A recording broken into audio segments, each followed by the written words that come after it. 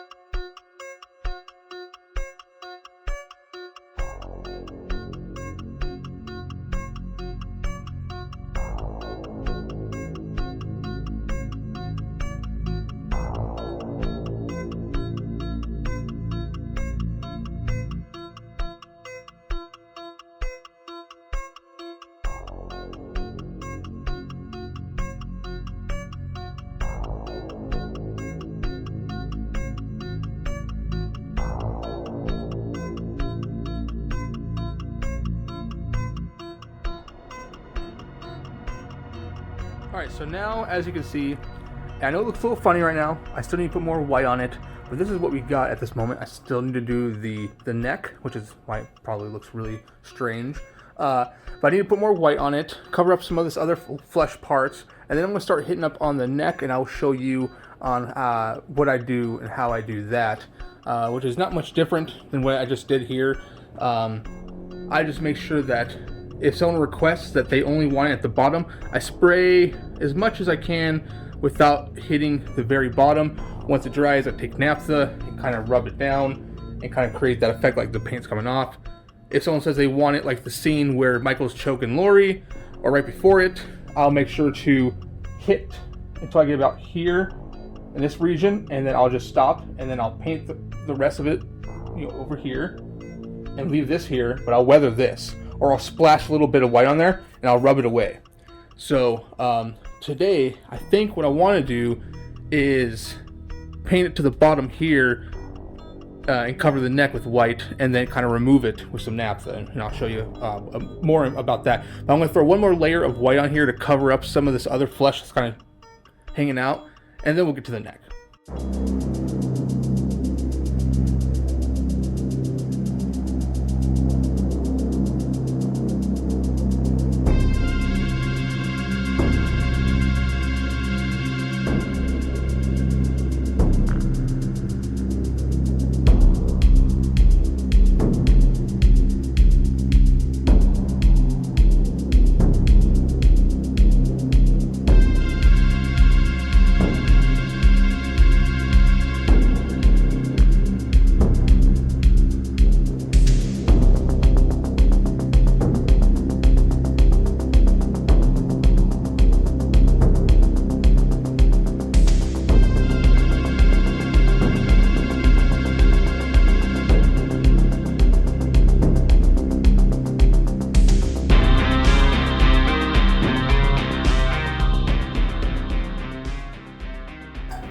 So we have a lot of the mask covered up in white. Let it dry for a couple minutes, but I want to get underneath the chin. So let me see if you can see that. All right. So obviously I don't want to touch the door, so I'm gonna.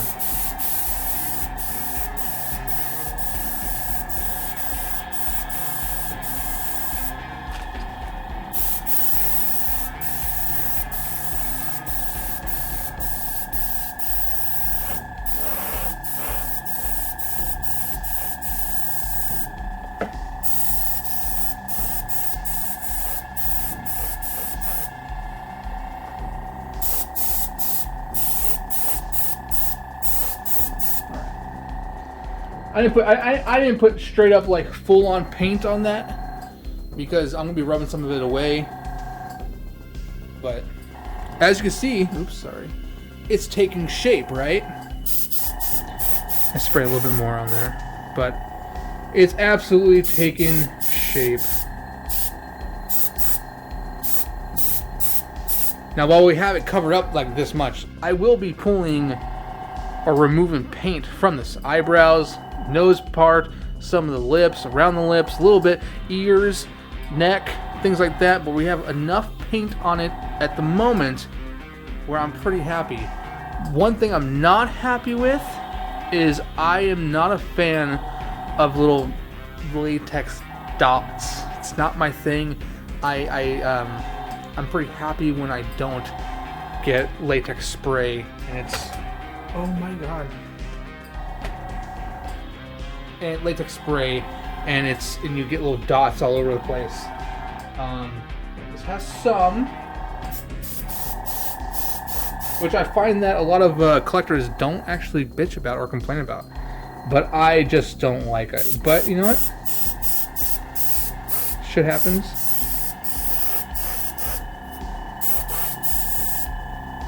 So now we're gonna let this dry. I prefer to let it dry overnight, or at least like 6 hours. Allow it to start the curing process, and then once it's completely dry, I like to do pinch tests to make sure that I have no spots on the mask in which are cracking, you know. But if you mix your latex well enough, you won't run into cracking. And like I said, guys, this is not the right way. It's not the wrong way, I guess. It's just my way. And if you mix the paint from what you saw in the video earlier, and you find it's just a little too watery, throw a little bit more latex in there, but just don't throw too much latex in there where it becomes too thick and it won't, you know, exit your airbrush. So let's go ahead and let this dry for a little bit. Once it's done drying, we're going to go on to removing some of this paint with some naphtha. Alright, so now we are back again. It's been about 20 hours, I think, since I painted this last. So I let it dry, gave it enough time to cure, but it's completely dry. So we can go up to the mask, rub our fingers on it. No paint's coming off, you know? No paint's coming off. I'm putting some friction on it, no paint's coming off. You want to see if this thing is going to crack? Let me just make sure that everything's looking good. Okay. So, pinch test, you always want to do a pinch test at the nose, and once you pinch it, you'll see cracks. I mean, you're not supposed to, but if it wasn't mixed right, you will start to see just it cracking bad. But what do you see here? It's flexible, everyone. It's just right. Now here, I went very light on the white paint, so you can still see some flesh here. So when I pinch it, that's not cracking. That's just, you can just see more of the flesh underneath. Let's look at my nails. They're a little dirty. Got paint on them. I paint. Same here. Nothing here. You want to look at the mouth. The mouth like has some of the thickest parts of paint. Not a single crack. Not a single crack. Nothing. Here, once again, nothing. Just I painted it lightly with the white over the flesh. So you do this and you start to see some of that flesh, but no cracking anywhere. No cracking. See, it's very light here. I need to actually probably do another layer of white here, but I might do it after I remove some of the white paint and then maybe do a wash. But yes, no cracking on this fucking mask. So, perfect. But now what we're going to do is we're going to go ahead and get some of our naphtha. Well, it's not naphtha. We can't sell naphtha here in California. So it's painter's solvent, just an alternative to naphtha. But it works practically the same, from my understanding. So, let me go ahead and get a rag down here. And I plan to take away some of the paint here, eyebrows, in this region, down here at the neck, here and here, you know. Oh, yeah, you'll see. I'll show you right now. Just gotta get my naphtha open. All right. So I take my rag, take the naphtha, I put my rag over this, pour it upside down a little bit, let it get soaked into the rag a little bit. Now we're going to hit up the nose. So I'm going to just kind of go a little gently on it.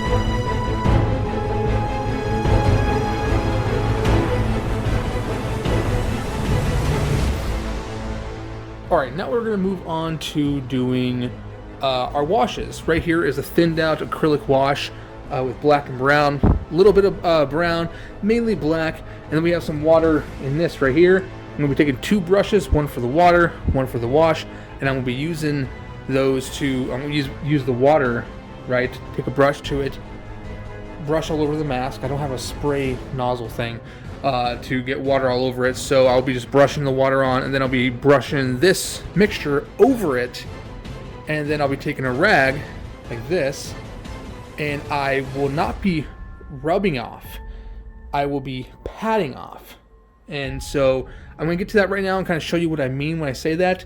And usually if I ever run into an issue where I have too much leftover paint, we'll do two things. I will either try to rub it off more, and if it causes an issue, I will just spray a little bit of white back over it, and it usually blends in pretty well. So let's dive into it and let me show you what I mean.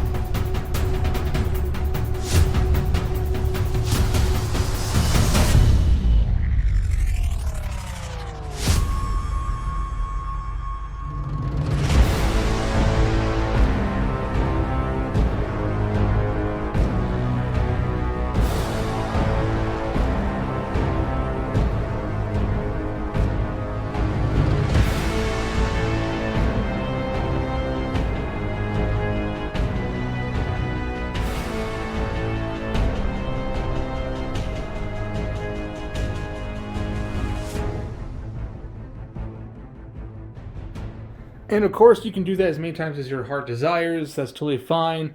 With this, I'm not trying to make this dirty.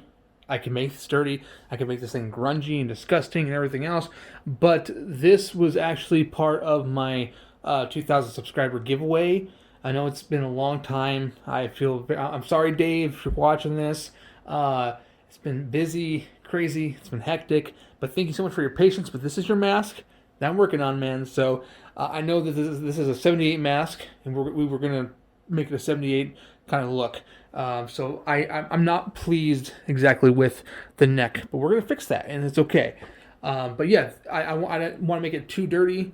Didn't want to make it clean, just enough so there's some wear and tear on it, but nothing more. But now comes the next part, which is going to be dry brushing.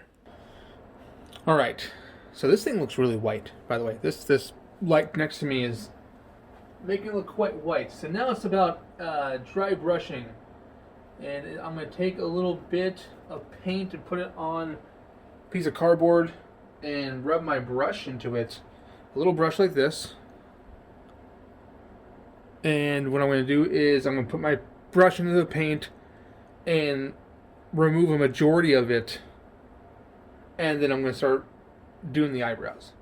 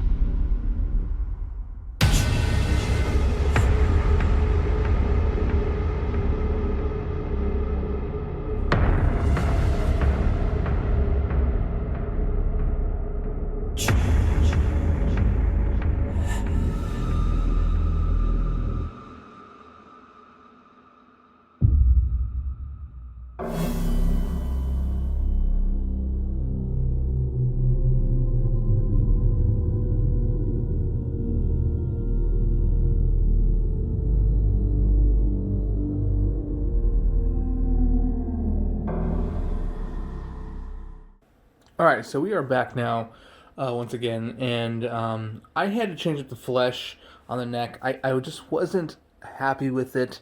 I do want to touch up the mouth a little bit more, but this is where we're at. I definitely I'm gonna weather up the neck a little bit more. This light is making it look very bright, but if I were to turn it off, it would be that. But this light is very bright. But yes, I will be taking some watered down acrylic black paint, and I'm gonna start hitting up the neck and just making it a little dirty and allowing it to blend a little bit better.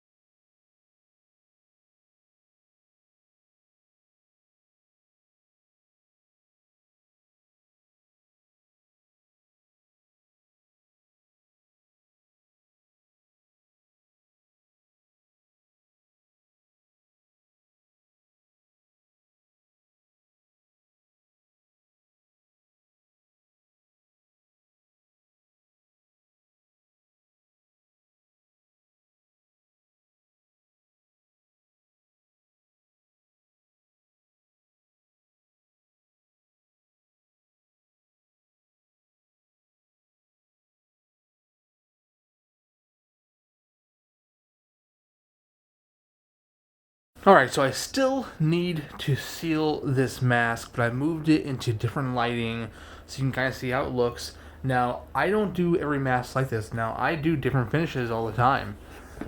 Here's an example of a different finish, you know?